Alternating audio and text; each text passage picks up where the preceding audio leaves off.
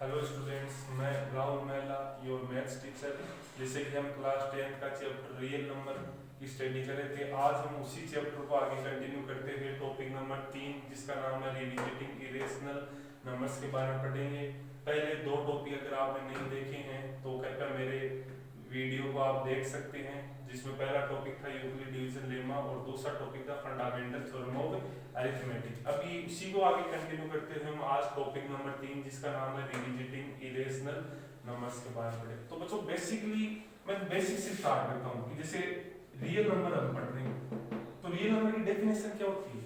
भाई real number होता क्या है? रियल नंबर क्या होता है कि real number is a combination of rational plus irrational number. ये रियल नंबर की डेफिनेशन होती है। मतलब ऐसे नंबर जो सारे रेशनल और इरेशनल नंबर दोनों को अगर कंबाइन करके कोई नंबर बनता है, वो कौन सा नंबर होता है? रियल नंबर होता है। अब रेशनल और इरेशनल के बारे में हमने क्लास 9th में चैप्टर नंबर 1 नंबर सिस्टम में खूब ब्रीफ में पढ़ा है कि रियल नंबर क्या और सॉरी रेशनल नंबर क्या होते हैं, इरेशनल। फिर भी अगर नहीं पढ़ा तो मैं बता देता हूँ कि भाई रेशनल नंबर की डेफिनेशन क्या होती है। कि रेशनल नंबर क्या होता है कि मतलब ऐसा नंबर जिसको हम p/q फॉर्म में लिख सकें where q not equal to 0। ये डेफिनेशन होती है रेशनल नंबर की। मतलब ऐसे नंबर जिसको हम फ्रैक्शन में लिख सकें, जैसे फॉर एग्जांपल 2/3, ये भी एक क्या है? रेशनल नंबर है। माइनस का 2/3 ये भी रेशनल नंबर, माइनस का 2 ये भी। अब आप कहोगे सर इसके q तो है नहीं है, क्या हम इसको अपॉन में 1 नहीं लिख सकते हैं? लिख सकता हूँ। तो इसका मतलब p/q फॉर्म में हो गया जहाँ पे 1 0 के बराबर नहीं। तो ये कौन से नंबर हो गए? ये सारे कौन से नंबर होते हैं? रेशनल नंबर होते हैं। अब बात आती है रेशनल नंबर की। अब आप बच्चों थोड़ा याद करो, जैसे हमने क्लास 9 के अंदर फर्स्ट चैप्टर के अपन हमने डेसिमल एक्सपेंशन पढ़े थे, याद है? तो देखो फिर मैं बता दूं डेसिमल एक्सपेंशन कितने टाइप के होते हैं? 3 प्रकार के होते हैं। पहला डेसिमल एक्सपेंशन कौन सा होता है? टर्मिनेटिंग।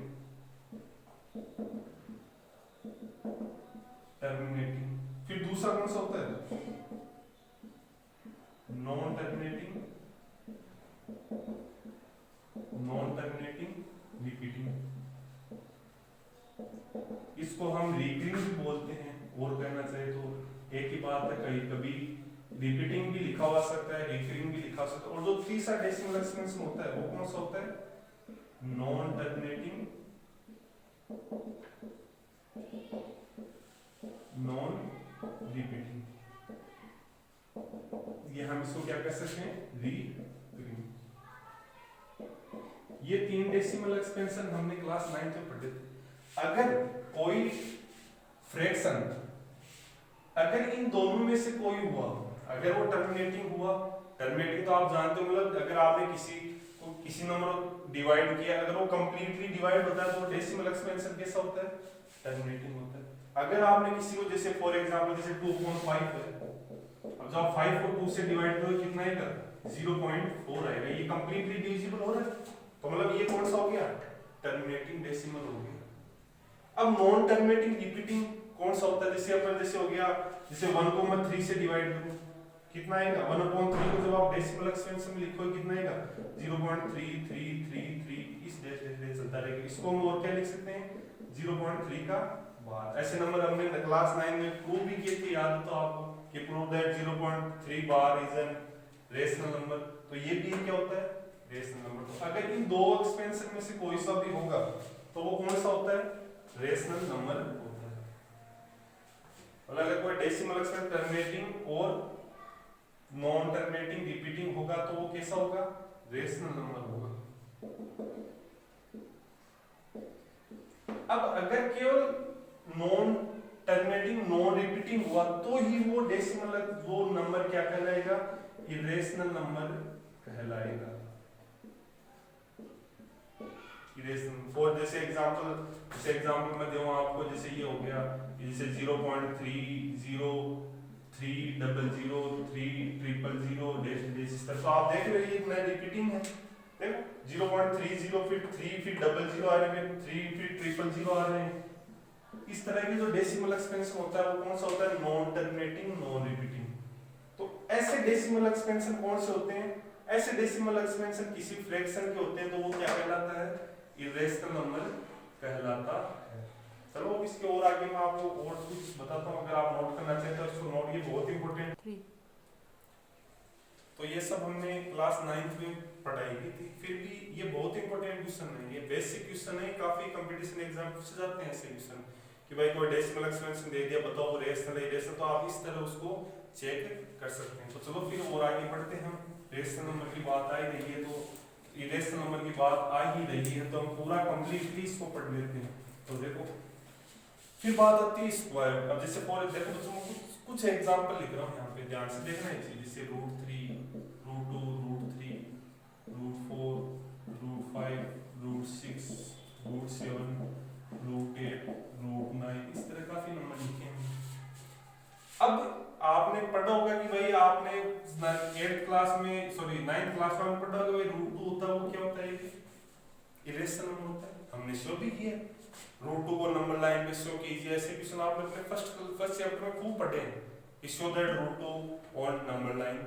तो ये नंबर कैसे होते हैं, कैसे होते हैं, इरेशनल नंबर होते हैं। अब आपको यहाँ पे लग रहा है कि भाई कोई भी नंबर के ऊपर अगर स्क्वायर रूट लग गया तो वो कैसा नंबर हो गया, इरेशनल नंबर हो गया, लेकिन ऐसा बिल्कुल नहीं है।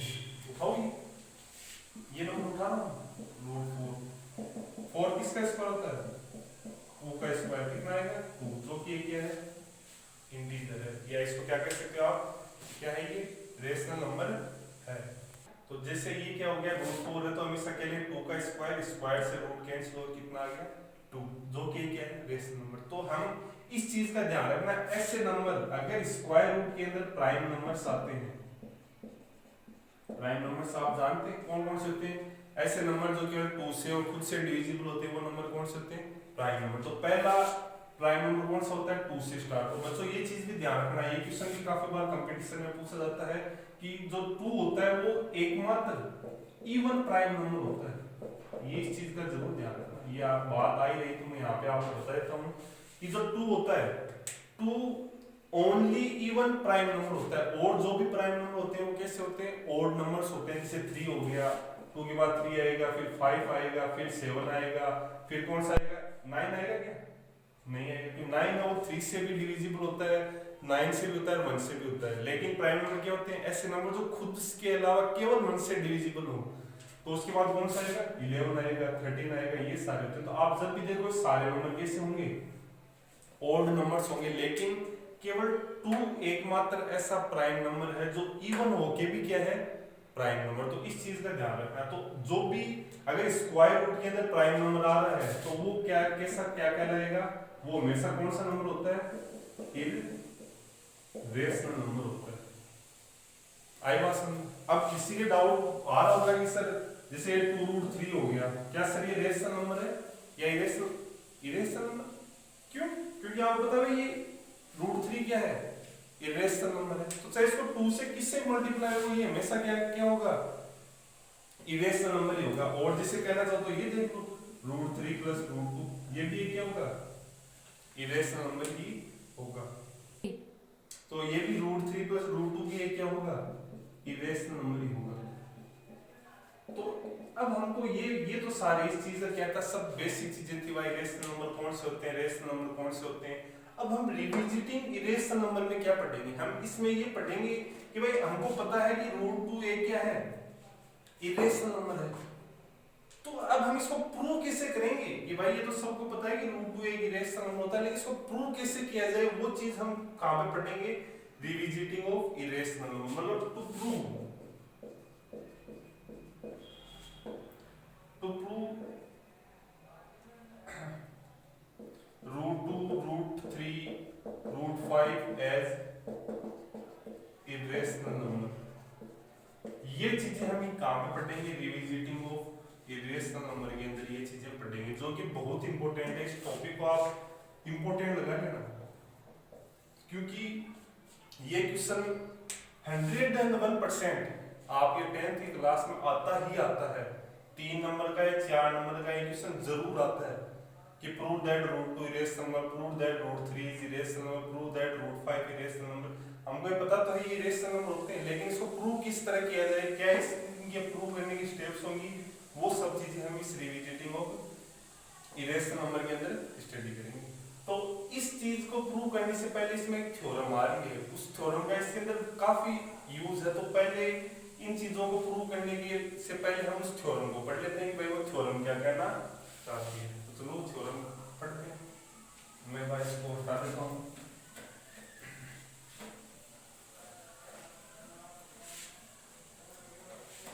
अगर बच्चों आपको कुछ भी टॉपिक कोई भी डाउट समझ नहीं आ रहा है तो आप मुझे कमेंट कीजिए, मैं आपको डाउट सॉल्व करूंगा आपके, और आपको रिप्लाई करूंगा कि वो आपके कहाँ पे डाउट आ गया। मैं आपको पूरी कोशिश करूंगा आपका डाउट क्लियर करने की। तो देखो वो थ्योरम क्या है, ये थ्योरम इंपॉर्टेंट थ्योरम है, ये थ्योरम का उसके अंदर यूज होता है। थ्योरम ये कह रही है कि लेट, तो थ्योरम है कि let p is any prime number if p divides a square then p divides a, where a is any positive. ये थ्योरम है, इस थ्योरम का हम हर क्वेश्चन के अंदर, हर उस इरेशनलिटी प्रूव करने के लिए हर क्वेश्चन के अंदर इस थ्योरम का यूज करेंगे। तो इस थ्योरम को पहले प्रूव करने से पहले हम समझ लेते हैं। ये थ्योरम कह रही है कि let p is any prime number. हमने माना है p है वो कोई भी क्या है, प्राइम नंबर है। If p divides a square, ये हमको दे रखा है कि अगर p a स्क्वायर को डिवाइड करता है देन p डिवाइड्स a। यदि p a स्क्वायर को डिवाइड करता है तो p a को भी क्या करेगा, डिवाइड करेगा। जहां आगे कह रहा है कि where a is any positive integer, a क्या है, कोई भी पॉजिटिव इंटीजर है। तो इसको प्रूव करने से पहले मैं एक छोटे से एग्जांपल से मैं आपको इसको समझाता हूँ। ये थ्योरम ये कह रही है, जैसे एग्जांपल ले रहा हूँ, जैसे मैं ले रहा हूँ 12, चलो 12 ले रहा हूँ। अब मैं कह रहा हूँ भाई 3 है वो 12 के स्क्वायर से डिवाइड कर रहा है। क्या कर रहा है, देखो 12 के फैक्टर क्या होते हैं, क्या होते हैं फैक्टर, 2 into 2 into 3 का होल स्क्वायर। तो आप जब इसको 3 से डिवाइड करो तो 3 से डिवाइड हो रहा है, देख लो बहुत आराम से। क्या है इसको आप क्या लिख सकते हो आगे कि भाई 2 का square into 2 square into 3 square upon 3, तो 3 से 3 डिविजिबल हो रहा है। तो ये थ्योरम कहती है कि अगर 3 12 के स्क्वायर से डिवाइड हो रहा है तो ये थ्योरम ये कहती है कि तो 3 है वो 12 से भी क्या होगा, डिविजिबल करेगा। तो देखो कर रहा है, देखो कर रहा है। तो 12 के फैक्टर क्या होते हैं, 2 into 2 into 3, वो 3 से डिविजिबल है। आप इजीली देख सकते हैं क्योंकि 3 इसके क्या है, फैक्टर में है। तो यही ये थ्योरम कह रही है कि if p divides a square, p कोई भी क्या है 3, यहाँ पे प्राइम नंबर है, अपने p यहाँ पे क्या लिया है, प्राइम नंबर लिया है, 3 प्राइम नंबर है। अगर वो कोई पॉजिटिव इंटीजर है, a मैंने यहाँ पे कितना लिया 12, कि मैंने यहाँ पे इस एग्जांपल में p इक्वल टू तो कितना लिया 3 और a की वैल्यू कितनी ली है 12। तो अगर 3 12 के स्क्वायर से डिवाइड करेगा तो 3 और 12 से भी क्या करेगा, डिवाइड करेगा। यही ये थ्योरम कहना चाहती है और ये सही भी, देख लो मैंने एग्जांपल से बता दिया। अब इसका प्रूफ, अब हम इसका प्रूफ देख लेते हैं। इसका प्रूफ इतना एग्जाम पॉइंट ऑफ व्यू से इंपॉर्टेंट नहीं, कहीं भी किसी आपकी बुक में भी शायद नहीं मिलेगा, लेकिन फिर भी मैं आपको इसका प्रूफ समझा देता हूँ थोड़ा, आप फिर इसको अपने वर्ड में लिख लेना। तो देखो अपन को क्या दे रखा है कि if p divides a square then p divides a, और वहां पे a is any positive integer, ये दे रखा है। तो मैंने माना कि भाई let a is any positive integer, ये मैंने मान लिया। अब हमने फंडामेंटल थ्योरम ऑफ अरिथमेटिक जो टॉपिक नंबर 2 में पढ़ा था, वो क्या कहता है, अगर a कोई भी पॉजिटिव इंटीजर है तो क्या मैं ये सपोज यहाँ पे मैं लिख लेता हूँ कि कोई भी क्या कंपोजिट है, तो कौन कैसा नंबर है वो, कंपोजिट नंबर है। तो ए अगर कोई भी कंपोजिट नंबर है तो उसको हम क्या लिख सकते हैं, प्राइम फैक्टर्स के प्रोडक्ट के अंदर लिख सकते हैं। तो लेट प्राइम फैक्टर प्रोडक्ट के अंदर लिख लेते हैं। तो suppose p1 p2 p3 p4 dash pn, ये इस ए के क्या है, सारे प्राइम फैक्टर्स है। भाई हमने टॉपिक नंबर 2 जिसका नाम क्या है, फंडामेंटल थ्योरम ऑफ अरिथमेटिक में पढ़ा है। किसी भी कंपोजिट नंबर को हम उसके प्रोडक्ट ऑफ प्राइम फैक्टर्स के अंदर क्या कर सकते हैं, उसको एक्सप्रेस कर सकते हैं। तो ये मैंने कर दिया कि वेयर, आप यहाँ पे लिखो कि where p1 p2 p3 dash pn are prime numbers. ये मैंने लिखा। अब देखो ये इक्वेशन सपोज ये मान ली मैंने, ये इक्वेशन कौन सी है, 1 है। अब हमें यहाँ पे क्या करना, p डिवाइड्स a स्क्वायर। तो मैं अगर इसका स्क्वायर करूंगा a का, तो a का जब स्क्वायर करूं तो यहाँ पे क्या होगा, p1 का स्क्वायर होगा, p2 का स्क्वायर होगा, p3 का स्क्वायर होगा, डेश ऐसे pn का क्या होगा, सभी का क्या हो जाएगा। इसका ये तो बेसिक है चीज। लेकिन मैं स्क्वायर करूंगा दोनों तरफ तो a का इधर, तो a का स्क्वायर अलग अलग स्क्वायर हो जाएगा। अब देखो अभी ये, अब मैं यहाँ पे जो बता रहा हूँ सेकंड इक्वेशन से, ये चीज आप बच्चों ध्यान से देखना, ध्यान से समझना इस चीज को।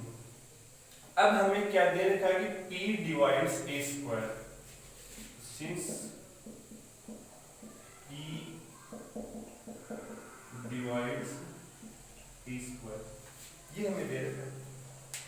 अगर p इस इक्वेशन 2 में जो a स्क्वायर है इसको डिवाइड कर रहा है, अगर कोई भी प्राइम नंबर किसी को भी डिवाइड करता है तो उसका मतलब क्या होता है कि उसके फैक्टर के अंदर कहीं ना कहीं p जरूर होगा।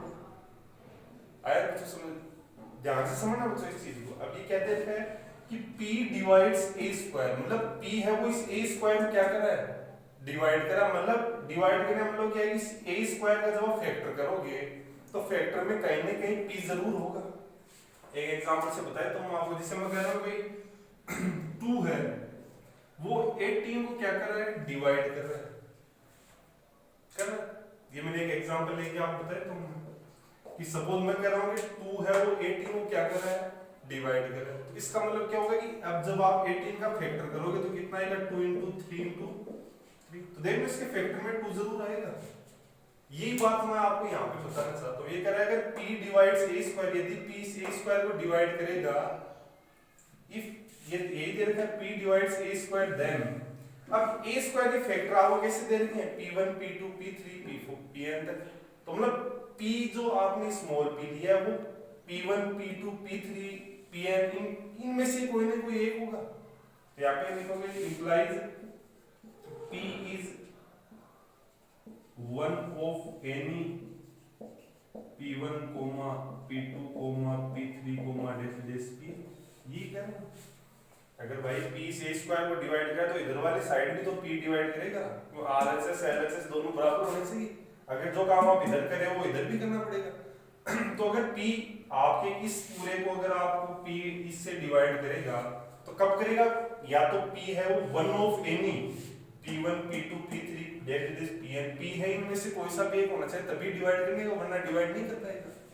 तो p क्या हो जाएगा यहाँ पे, या तो p1 होगा और p2 होगा और p3 होगा डेश, और इस तरह के या तो pn होगा, कोई ना कोई एक जरूर होगा इनमें से। तो अगर p है वो p1 p2 p3 dash pn इनमें से कोई सा होगा, तो इक्वेशन 1 में क्या दे रखा है कि p है सारा इनमें से है, तो मतलब इक्वेशन यहाँ से आप क्या कह सकते हो कि p डिवाइड्स a। यही ये थ्योरम का प्रूफ है। देख लो वापस कि if p p1 p2 p3 या pn इनमें से कोई सा भी एक है, तो सपोज देखो यहाँ पे इनमें से कोई सा भी एक जगह p है, तो जब वो p इसको डिवाइड करे तो p यहाँ पे a को भी तो डिवाइड करेगा। यही ये थ्योरम है कि p divides a square then p divides a, यही ये थ्योरम है। इसको मैंने आपको समझा दिया है, फिर भी कोई कुछ नहीं समझ में आया तो आप मेरे को कमेंट करके पूछे, वापस इसको समझा दूंगा।